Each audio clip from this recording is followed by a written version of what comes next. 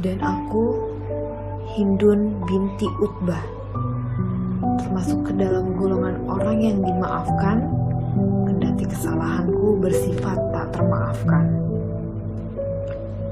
Sepulangnya suamiku Abu Sufyan dari Madinah demi meluluhkan hati Rasulullah guna memperbaharui perjanjian gencatan senjata di Hudaibiyah, kami dilanda was-was.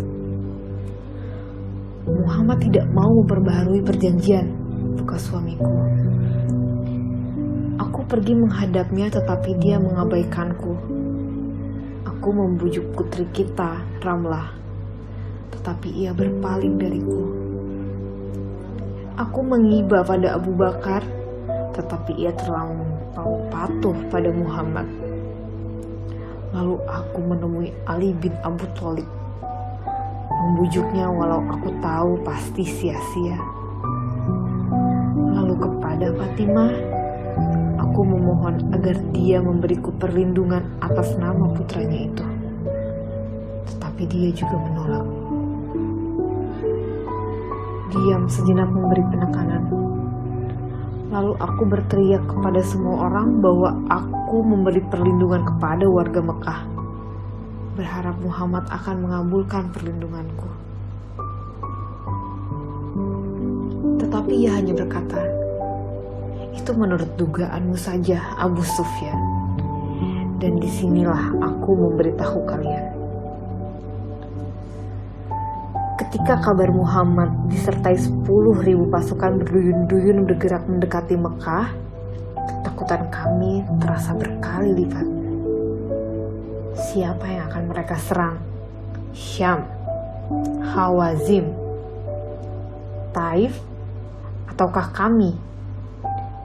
Dengan sia-sia kami berusaha percaya bahwa Taif berada dalam ancaman yang lebih besar. Tetapi dengan segera, nyala api unggun di sepanjang perbatasan Mekah yang terlihat bagai lingkaran api yang menghanguskan gurung merindingkan bulu kuduk. Aduhai kematian, tiba juga engkau sekarang. Para pemuka berunding dengan tergesa, gagap oleh ancaman kematian yang mengintai seumpama segerombol burung hitam yang menyerbu tentara gajah. Mereka sepakat akan mengirim utusan kepada Muhammad untuk bermufakat. Utusan itu dipimpin suamiku, Abu Sufyan bin Harb, ditemani hakim keponakannya Khadijah, serta Budail dari Huza'ah. Kendati aku sudah dan harus bersiap pada kemungkinan terburuk, terlebih melihat kejahatanku terhadap Hamzah. Kejutan yang datang sebelum kedatangan pasukan Madinah dan sekutunya mesti diawali oleh teriakan suamiku yang pengecut. "Demi Allah, wahai orang-orang Quraisy!" teriaknya di depan rumah kami. Sehari setelah ia pergi menghadap Muhammad demi menawarkan perdamaian, orang-orang berkumpul lebih karena takut dan gentar. "Muhammad," ujarnya, "telah berada di sini dengan kekuatan yang tidak dapat kalian lawan." Muhammad bersama 10.000 pasukan baja. Ia melihat ekspresi orang-orang, memastikan kembali raut ketakutan dan ketidakberdayaan. Dan ia menekankan, lebih seperti hendak memperlihatkan kedudukannya. Tetapi dia berjanji padaku bahwa siapa saja yang masuk rumahku akan aman. Demi mendengar itu, aku menarik jenggotnya berteriak kepada orang-orang, "Bunuhlah kantong lemak laki ini. Bagaimana bisa dia selemah ini? Bagaimana dia bisa memelas demi kehormatan semacam ini dan menyumpah serapahi suamiku? Engkau pelindung rakyat yang malang. Celakalah kalian," balasnya, tak menggubrisku. "Jangan biarkan wanita ini meyakinkan kalian untuk melawan keputusan terbaik. Karena di sana telah datang apa yang tidak dapat kalian lawan." Dan selepas jeda, dia sekali lagi meyakinkan, namun siapa saja yang datang ke rumahku akan aman. Tuhan mengutukmu, teriak mereka. Rumahmu tidak akan muat untuk kami semua. Barang siapa yang mengunci rumahnya akan aman, jawabnya. Dan barang siapa yang memasuki masjid akan aman. Ketika orang-orang meninggalkan rumah kami demi masuk ke rumah mereka masing-masing, dan sebagian lagi ke masjid, suamiku masuk ke rumah dan duduk melorot di kursinya. Pada saat itu, aku tahu sesuatu telah terjadi. Sesuatu yang pasti secara tidak langsung berhubungan dengan percakapan suamiku dengan Heraklius. Jangan bilang padaku, engkau kini menjadi pengikut Muhammad, desisku merentak jarak. Tapi suamiku membalas menatap. Bagi seperti meyakinkan bahwa penolakan kami, perjuangan kami selama ini sia-sia. Dan bahwa semuanya telah selesai. Aku menangis membayangkan nasib. Setahun yang lalu, ketika Muhammad dan kaumnya melakukan umroh, suamiku bersama koleganya memilih pergi berdagang ke Syam. Ketika mereka berdagang di Gaza, orang-orang kerajaan memanggilnya ke Yerusalem. Di saat mereka menghadapi Heraklius, sang raja Romawi. Dia memulai deret pertanyaan itu dengan, siapa di antara kalian yang paling dekat kerabatnya dengan orang yang mengakui nabi itu? Lalu suamiku menjawab, akulah yang paling dekat di antara kami. Kemudian pertanyaan demi pertanyaan itu diajukan, dan suamiku tidak bisa menjawab kecuali dengan jawaban yang jujur. Pada akhir percakapan, kendati suamiku telah lebih dahulu meyakinkan untuk tidak terlampau mencemaskan sang nabi dari Arab itu. Heraklius menyimpulkan, jika apa yang kau katakan kepadaku itu benar, bahwa ia berasal dari garis keturunan yang paling mulia, bahwa ia sebelum menjadi nabi tidak kehilangan kekuasaan, bahwa pengikut-pengikutnya adalah kaum lemah dan miskin, bahwa pengikutnya sangat setia, dan bahwa ia sangat dapat dipercaya, ia akan mengalahkanku. Dan seandainya aku besertanya, aku akan membasuh kakinya. Setelah itu ia berkata, sekarang pergilah sesuka hatimu. Kau pengecut, teriakku, marah dalam tangis. Tetapi Abu Sufyan menceritakan, kami sedang dalam perjalanan ketika bertemu dengan Abbas wahai Hindun. Abbas paman Muhammad. Dia rupa-rupanya beberapa hari ini yang lalu kabur dari Mekah untuk berhijrah ke Madinah, dan dalam perjalanan ia bertemu dengan lautan pasukan Muhammad. Keponakannya itu mengajak Abbas ikut serta. Suamiku memandangiku yang kini termenung.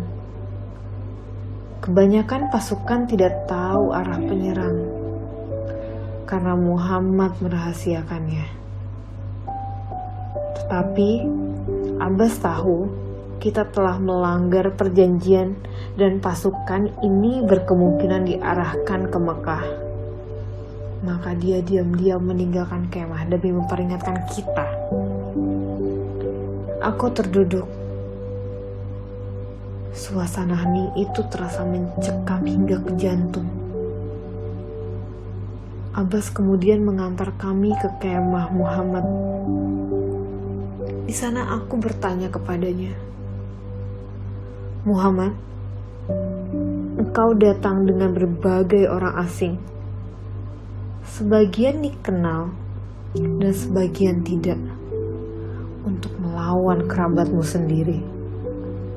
Tetapi Muhammad menukas, engkau yang melampaui batas, melanggar perjanjian Hudaibiyah dan membantu penyerang terhadap Bani Ka'ab. Kalian berdosa telah melanggar batas suci dari Tuhan. Fakta ini benar dan kami tidak punya sanggahan. Tetapi suamiku negosiator yang lihai. Ia berkata, "Celaka, kau telah membuat marah kerabatmu dan ubah strategimu untuk menyerang Hawazin. Sebab hubungan kerabatan mereka lebih jauh denganmu dan lebih besar kebencian terhadapmu." "Aku berharap," jawab Muhammad, "Tuhanku akan menjaminkan semua itu, kemenangan atas Mekah, kejayaan Islam dan penaklukan Hawazin, serta memperkayaku dengan harta mereka sebagai rampas perang dan keluarga mereka sebagai tawanan." Dan melanjutkan, "Bersaksilah bahwa tiada Tuhan selain Allah dan bahwa aku adalah utusannya, kecuali suamiku yang hanya bersaksi bahwa tiada Tuhan selain Allah saja." Hakim dan Budair resmi menjadi seorang pengikut Muhammad. Putra Abdullah itu meminta suamiku melanjutkan syahadatnya, tetapi ia menjawab, "Tentang hal itu, di hatiku masih terdapat ganjalan. Berilah aku waktu." "Waktu yang ternyata, wahai istriku," ujarnya, "tidak terlalu lama, karena ketika aku mendengar azan subuh, hatiku entah bagaimana tergetar. Sesuatu menyelusup ke dalamnya, membikinku berkaca-kaca. Aku bertanya kepada Abbas tentang suara itu, dan dia menjawab bahwa itu adalah panggilan sholat. Aku bertanya kepadanya, 'Berapa kali Muhammad sholat?' Dan ia menjawab, 5 kali sehari semalam." "Demi Allah," ujarku, "itu terlalu banyak." Tetapi ketika suamiku melihat orang-orang berebut limpahan air wudhu Muhammad, ia berkata, "Hai Abdul Fadl, aku tidak pernah melihat kewibawaan yang seperti ini." "Lebih di atasmu," tegas Abbas dan melanjutkanlah, "berimanlah." Suamiku nurut juga hatinya, dan ia beriman.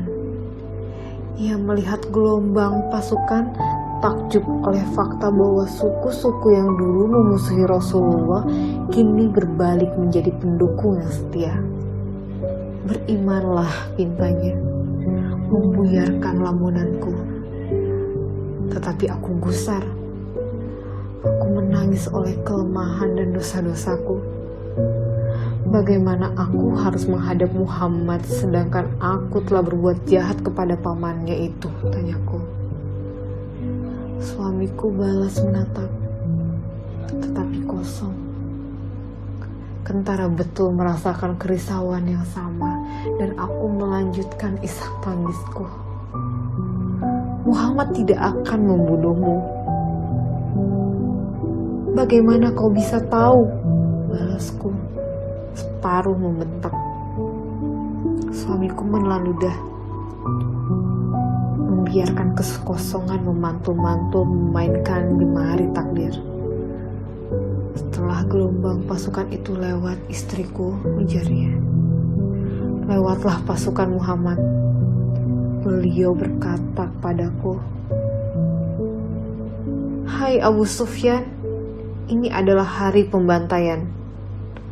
Hari di mana yang tidak dapat dilanggar. Hari Tuhan menghinakan Quraisy. Dia sedang berada di atas untanya, diaput Abu Bakar dan Usaid.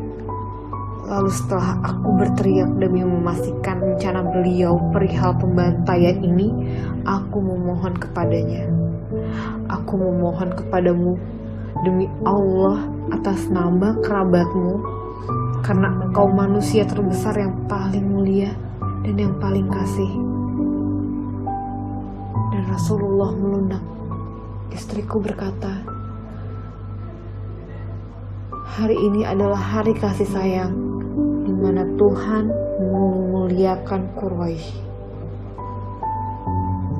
Dalam kekalutan itu, kesadaran bahwa tidak ada lagi tempat untuk berlari dan bersembunyi, aku merenungkan ulang semua permusuhan ini. Permusuhan kami terhadap Muhammad. Dan kini dapat terlihat dengan jelas kesialan-kesialan itu. Keburukan nasib yang menyerang orang-orang kami. Bukankah Abu Lahab meninggal dengan naas? Bukankah demikian juga istrinya? Bukankah rencana pembunuhan Muhammad ketika dia masih di Mekah selalu gagal? Bukankah lelaki itu selalu ditolong oleh tangan-tangan goib? Lalu, apalagi alasanku untuk bertahan? Bukankah ini lebih dari cukup sebagai bukti kebenaran ajarannya?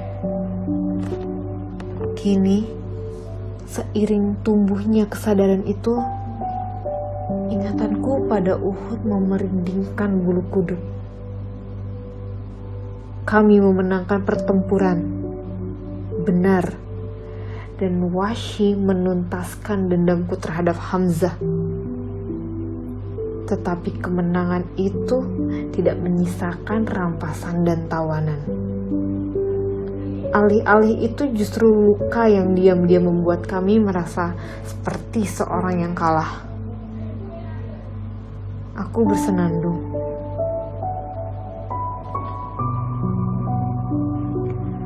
Aku pulang sementara diriku bergemuruh dengan kesedihan. Karena sebagian keinginanku tidak tercapai terhadap orang-orang Quraisy, dan selain mereka termasuk Bani Hashim dan orang-orang Yathrib. Namun aku berhasil mendapatkan sesuatu yang sebelumnya tidak aku inginkan dalam perjalananku. Kedatangan Muhammad ke Mekah telah berhasil dicegah melalui Hudaybiyah. Muhammad diizinkan berumrah selama 3 hari di Mekah.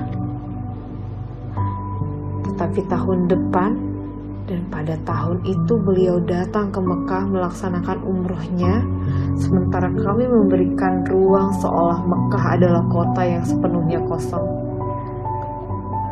Di sanalah beliau menikahkan Maimunah, dan kami mengusirnya kendati beliau meminta waktu lebih lama untuk setidaknya mengandalkan jamuan makan.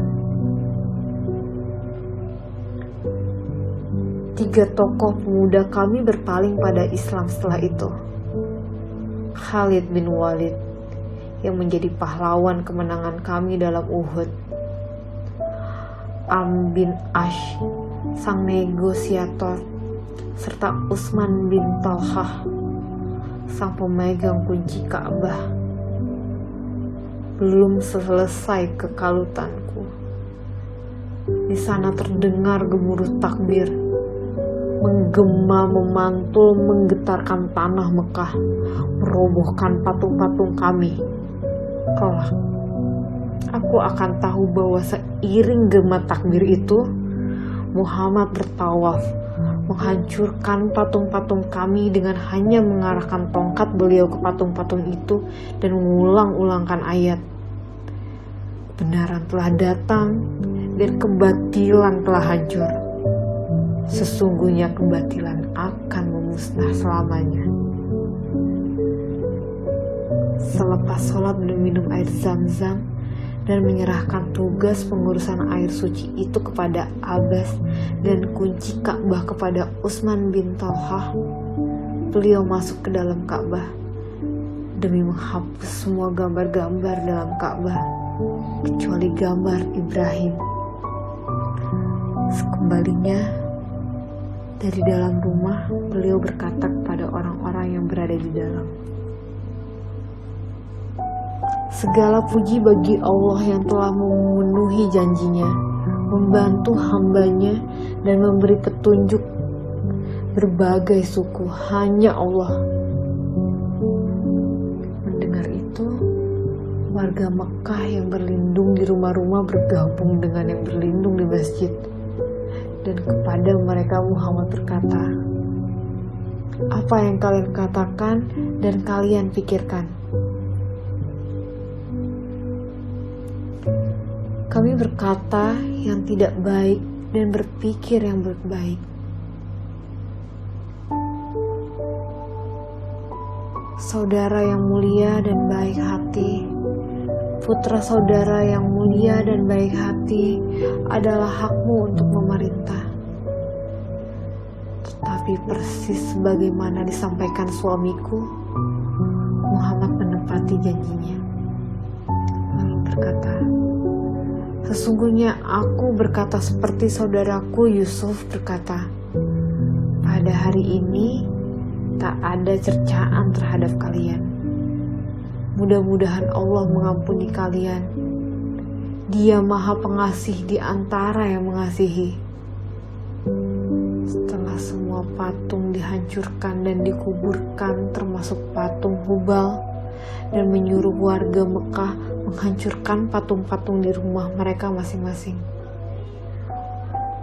Muhammad pergi ke Bukit Syafa, tempat beliau menerima baitan dari kami, warga Mekah.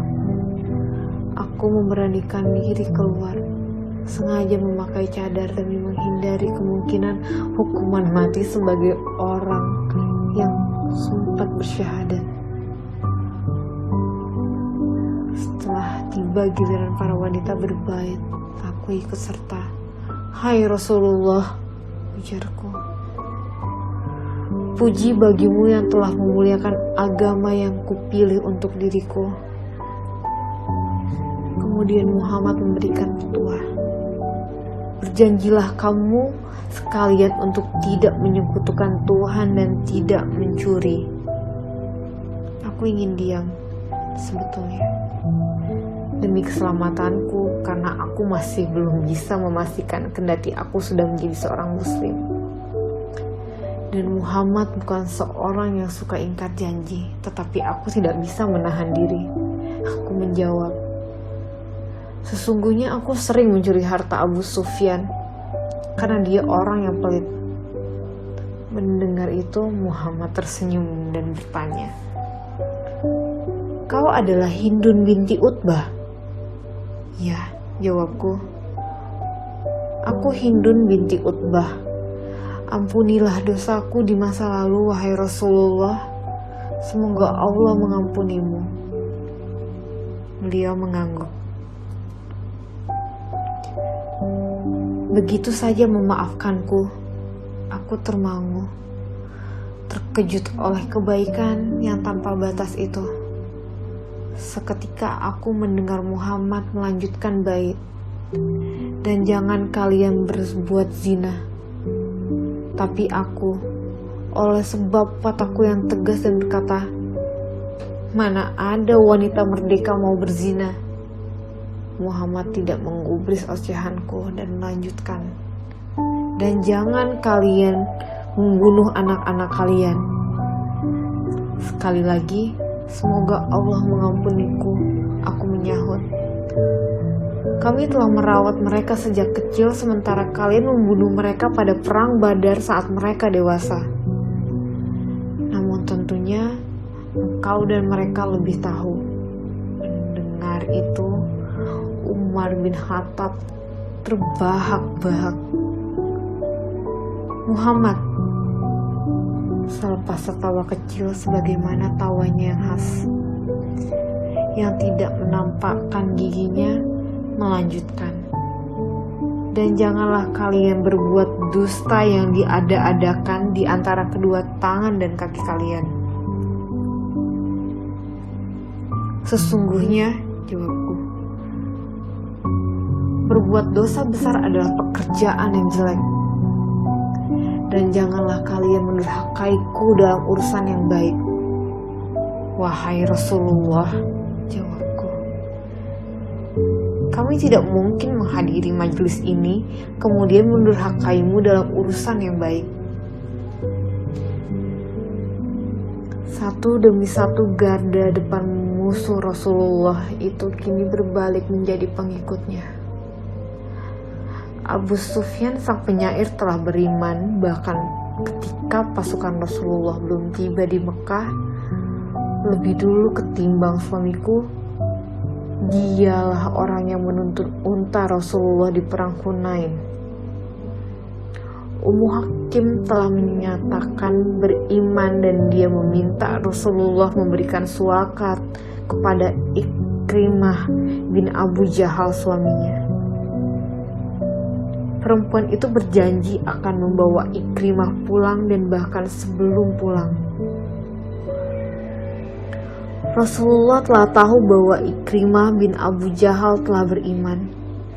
Alih-alih menghukumnya untuk dosanya dan dosa ayahnya di masa lalu, sebagaimana lazim akan dilakukan seorang raja, Rasulullah telah mengumumkan, jangan mencerca ayahnya, karena mencerca yang telah mati berarti mencerca yang hidup dan tidak berpengaruh bagi yang mati. Ikrimah berjanji akan membelanjakan uangnya 2 kali lipat daripada yang pernah dibelanjakannya sebagai seorang kafir, dan akan berperang 2 kali lipat di jalan Allah.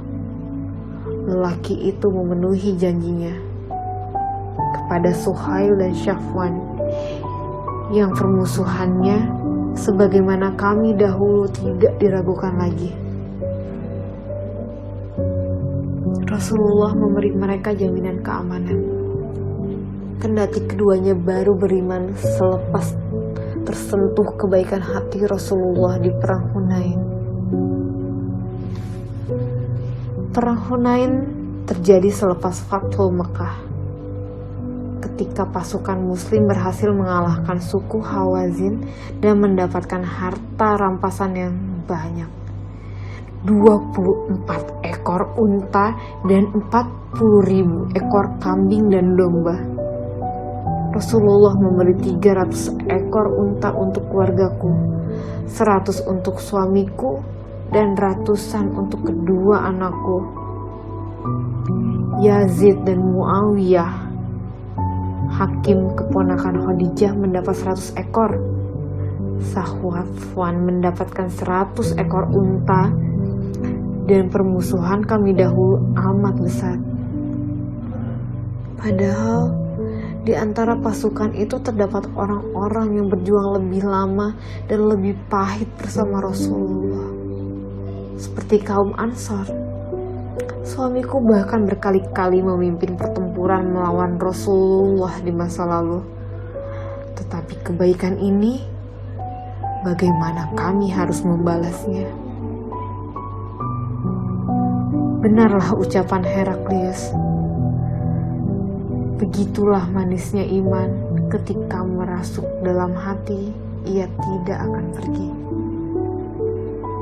Seorang tawanan perang Hunain, perempuan sepuh berusia 70 tahunan, menghardik peranaknya. Demi Tuhan, ujarnya, aku adalah saudari pemimpinmu. Kau pembohong. Bawa aku kepada Muhammad, ujarnya. Jika kau tidak percaya. Mereka membawa si tawanan tua kepada Rasulullah. Beliau menatapnya ragu. Wahai tua ini, siapa sebenarnya dia? Hai Muhammad, ujarnya. Aku saudari sesusuanmu, Syaimah putri Halimah Asyadiyah. Apa yang kau punya bukti? Engkau telah menggigitku ketika kita mengembala domba di Bukit Sarar. Kau ingat? Syaimah diam sejenak, memandangi Rasulullah dan berusaha membaca ekspresinya. Tetapi lelaki agung itu masih terdiam. Ayahmu adalah ayahku, lanjut Syaimah. Ibumu adalah ibuku. Demi mendengar itu, Rasulullah menangis tersenduh-senduh. Digelarnya tikar terbaik untuk Syaimah. Diterimanya keislaman perempuan sepuh itu, diberinya ia berbagai hadiah. Aku berjanji, lanjut Rasulullah, akan memberimu lebih banyak lagi hadiah ketika aku kembali. Rasulullah memberinya tawaran, yaitu tinggal bersama beliau atau kembali ke tengah-tengah Bani Sa'dah bin Bak. Syaimah memilih yang kedua. Dia menginap beberapa hari di perkemahan Rasulullah dan para sahabat. Ketika tiba saat berpisah di Jiranah selepas pengepungan benteng Taif dihentikan, ia diberi tambahan unta, domba, dan kambing. Ketika perang Yarmuk meletus, aku menemuinya. Suamiku ikut berperang, sebagaimana aku mengobarkan semangat pasukan Mekah dan dalam Uhud. Aku mengorbankan semangat kaum perempuan untuk ikut serta melawan orang-orang Roma, bahkan jika harus menggunakan tiang-tiang tenda sebagai senjata. Perubahan itu kecintaanku kepada Allah dan Rasul-Rasulnya. Terjadi demikian lembut sehingga aku nyaris tidak menyadarinya. Kepadamu aku hanya bisa menggambarkan perasaan ini sebagai, demi Allah, dulu aku tidak ada kabilah di atas muka bumi yang aku harapkan kehancurannya kecuali hanya kabilahmu, orang-orang yang telah memeluk Islam. Namun sekarang tidak ada kabilah di atas muka bumi yang aku harapkan kemuliaannya kecuali hanya kabilahmu. Sayangnya, kebersamaan kami bersama Rasulullah dalam Islam tidak bertahan lama. Karena kira-kira 2 tahun kemudian, atau setahun selepas menunaikan ibadah haji, Rasulullah sakit dan meninggal beberapa hari kemudian.